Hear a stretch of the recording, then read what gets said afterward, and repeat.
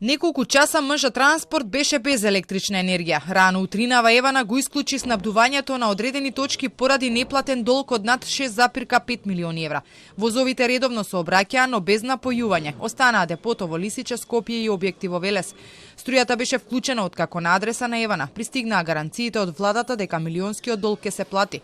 Сега Евана ги чека парите кои државата ќе ги обезбеди со пренамена на средства од други ставки во буџетот. Вице-премиерот Битики пак е изненаден од потегот на Евана. Смета дека дадениот збор од владата дека ќе се плати долгот бил доволен да нема исклучувања. Ако Евана не сваќа дека владата не е тука страна која што дава гаранција, тогаш Евана има навистина проблем со толкување на нивното функционирање во нашата држава. Добро, меѓутоа владата рече дека ќе го подмири долгот од Евана, раковите веќе истекуваат. Кои рокови?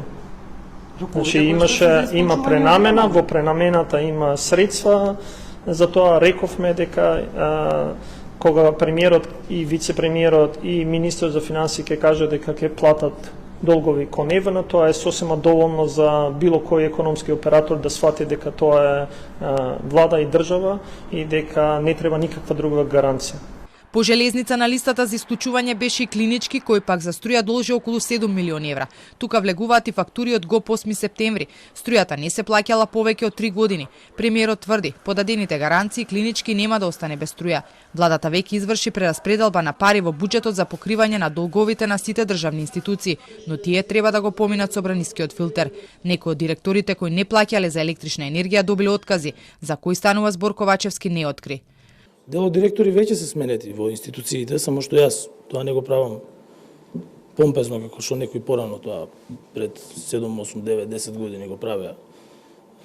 Така да сите оние директори кои што треба да ги имаат подобрени перформанси, тогаш сигурно ќе се бара кадровско освежување.